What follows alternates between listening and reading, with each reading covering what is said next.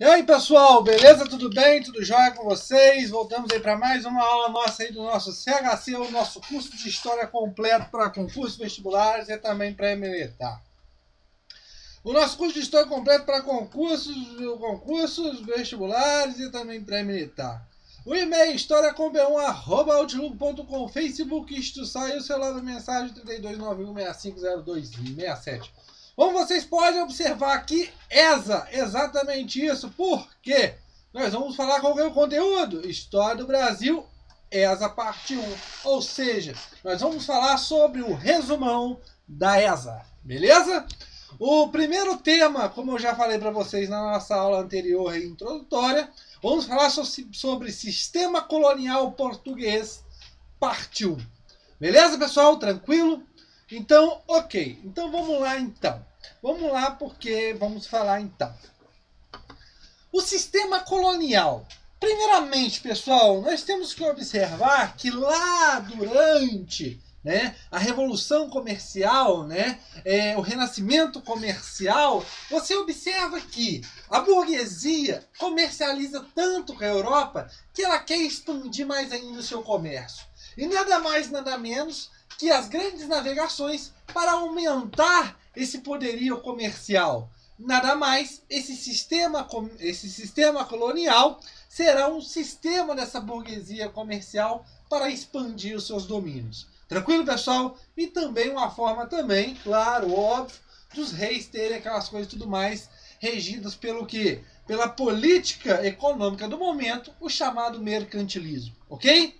O que é o sistema colonial? É um conjunto de relações entre metrópoles e suas colônias. Ou seja, é o famoso pacto colonial, ou também chamado de exclusivismo comercial. Ou seja, o que quer dizer com isso? Colônias, consumir e fornecer. Unicamente, quem poderia fornecer e comercializar, mas no caso aí de comercializar produtos de fora, a colônia teria que comercializar, tinha que consumir produtos inteiramente de quem? Da metrópole. Ela não poderia fazer compras com outras regiões. Óbvio que isso em regra, pessoal? Beleza? E a parte fornecer matéria-prima, aquilo que se não tinha na Europa, na metrópole, ok? E quais são as características? Você observa o grande latifúndio, as grandes propriedades, grandes extensões de terras, monocultura, ou seja, a ideia de uma produção de uma única cultura, através, como a gente já observamos, no caso do açúcar, que nós vamos observar, no caso também do café, entre outros, beleza? A mão de obra escrava, que vai predominar dentro desse latifúndio, a mão de obra, nesse caso, é a mão de obra escrava. Não posso dizer que não existia mão de obra livre. Existia sim, principalmente até mesmo na sociedade açucareira, que nós vamos observar mais na frente. Ok? Proibições de manufaturas. A colônia não poderia, nesse caso, ter manufaturas, produções de manufaturas dentro da colônia, para quê? Para não rivalizar, para não concorrer com os produtos que vinham da metrópole. Então era expressamente proibido. Ou seja, compra caro para vender barato. Ou seja, vende matéria-prima que é um preço mais baixo e compra manufaturas com um preço mais elevado. E principalmente, o mercado desse sistema colonial é voltada unicamente, nesse caso, para o exterior.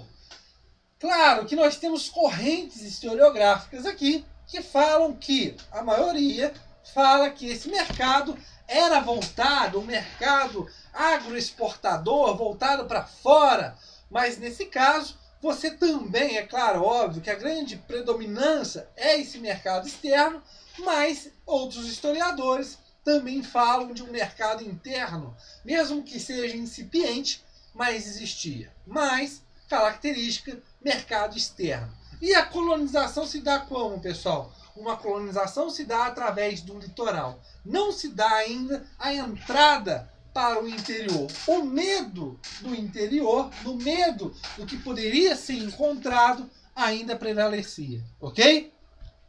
A organização administrativa, já sublinhei o troço aí, organização administrativa.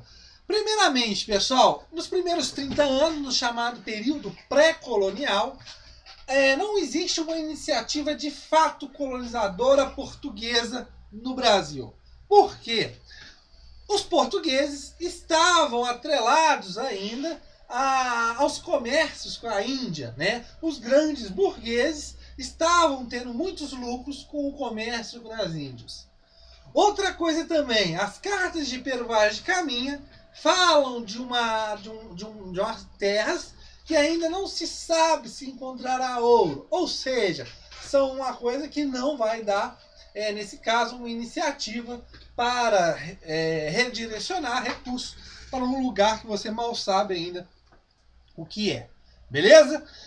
Mas só que, a partir desses 30 anos, você vai observar que não é só fixar uma bandeira que você vai conseguir ter a sua colônia. Você precisava de quê? De pessoas nessa colônia para poder defender.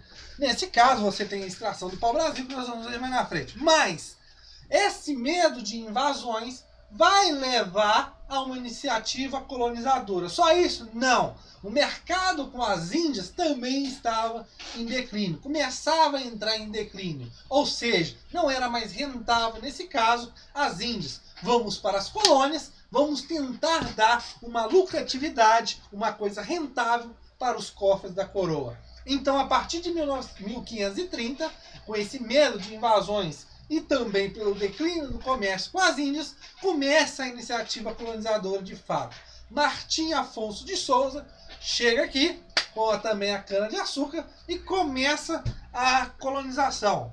Uma colonização para ter rentabilidade econômica, mas também uma colonização para ter rentabilidade de proteção. Ok? Nesse caso, é instaurado as chamadas capitanias hereditárias. Não é de agora que as capitanias hereditárias seriam instaladas. Os portugueses já tinham essas capitanias hereditárias em outras áreas. Então já era conhecido esse sistema, onde se dividia em 15 lotes o território e cada lote era dado para um chamado donatário. Beleza, pessoal? E o próprio nome diz, passava de mão para mão. Só que essas capitanias hereditárias, elas, na verdade, não tinham uma empreitada, vamos dizer assim, estatal, ou seja, da coroa. Não, a empreitada da capitania hereditária era uma empreitada privada. Ou seja, quem viria para o Brasil, ele queria desenvolver a sua própria capitania com o seu próprio dinheiro. Beleza, pessoal? Beleza? Então, o que nós observamos nesse primeiro momento, uma descentralização do poder dentro do Brasil colônia, ou seja, através das capitanias hereditárias. Passado o tempo, as capitanias hereditárias é um sistema que fracassa por N motivos, como o tal desses donatários que teriam que arcar com as despesas, eles não têm esse dinheiro todo, eles começam a se fracassar, a comunicação, né, as dificuldades de transporte e comunicação com a metrópole e outras capitanias, e os constantes ataques de índios, vai fracassar diversas capitanias. Nada mais, nada menos que duas saem vencedoras, né, pessoal? A de Pernambuco e a de São Vicente. Ok? Tranquilo? Outra coisa, o governo, vendo que a coisa não está dando certo, cria o governo geral. Uma forma de quê? Centralizar o poder agora na mão da coroa. Ok, pessoal? Aí vamos passar para a parte econômica. No primeiro momento, nós temos a extração do pau-brasil, ou seja, o índio trabalhando através do escambo, as feitorias, carregando e tudo mais. Depois, com a vinda de Martim Afonso, com as primeiras mudas de cana-de-açúcar, se implanta essa nova forma de cultivo, ou seja, o ciclo do açúcar, onde o açúcar nada mais nada menos era uma economia muito rentável para a época, valia muito e muito dinheiro naquele momento. O Brasil dava condições de um clima favorável para a implementação dessa cultura. A ausência de concorrência, né? O Brasil, nesse caso, nesse período, é quase o principal fornecedor de açúcar para a Europa. E você também tinha parceria com os holandeses, onde esses holandeses, dentro desses engenhos, ficavam responsáveis pelo refino, que gera, nesse caso, um lucro maior, um poder econômico, né? Um poder de dinheiro muito maior para o açúcar e também a comercialização desse açúcar, ok? E a sociedade açucareira desse momento é uma sociedade rígida, estamental, onde você observa os senhores de engenho, os homens livres e os escravos. Tranquilo, pessoal? Ok? A União Ibérica, né? A União Ibérica será formada através da união de quem? Das coroas de Espanha e Portugal. Um problema de sucessão ao trono português já leva Felipe da Espanha ao trono. Tranquilo, pessoal? Só que a Espanha trazia contigo os seus inimigos. Consequentemente, os holandeses, que eram parceiros dos portugueses, agora tendo na frente também do trono português um espanhol, traz a invasão dos holandeses, que era o inimigo dos espanhóis. Tranquilo, pessoal? A chamada Brasil holandês, ok? A parte da expansão territorial, aqui nós estamos indo mais para frente, onde nós vamos observar os bandeirantes e a pecuária.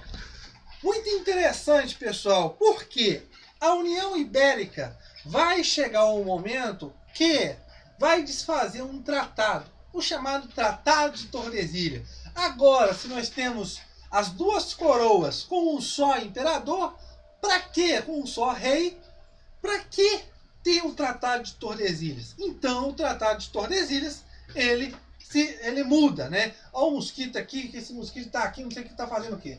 Espelho não, eu vou pegar ele com a raquete. Não peguei ele com a raquete não, mas na hora que eu voltar eu pego ele. Continuando aí com a raquete de matador de mosquito. A expansão territorial. Os bandeirantes, pessoal, vão começar a desbravar o interior, né, os sertões, como eram chamados. Eles vão ser principalmente em busca de índios, de aprisionamento de índios, em busca também de escravos fugitivos, e em busca também de metais preciosos. Tranquilo? Ouro, prata e tudo mais. Mas também a pecuária, né, os vaqueiros e tudo mais, vão também ser responsáveis por essa expansão territorial rumo ao oeste, ou seja, essa expansão das fronteiras rumo ao oeste. Por quê? O crescimento, né, o açúcar é uma economia muito rentável. A partir desse momento, você observa também que esses latifúndios tendem a crescer. Consequentemente, se os latifúndios tendem a crescer, a aumentar, a pecuária ela começa a ficar sem espaço. E ela precisa de quê? Se sair daquele lugar e ir para outro lugar. Nesse caso, a pecuária também será um grande aliado para a expansão territorial. Beleza, pessoal? Tranquilo? Então chegamos ao fim da primeira aula de Sistema Colonial, resumão ESA. Como eu já falei para vocês, essas aulas estão todas também lá na playlist de História do Brasil, aqui no YouTube, no canal do YouTube Sattler, onde na playlist de História do Brasil esses conteúdos estão muito bem detalhados. Tranquilo, pessoal? Na nossa próxima aula voltaremos com o Sistema Colonial, parte 2. Valeu!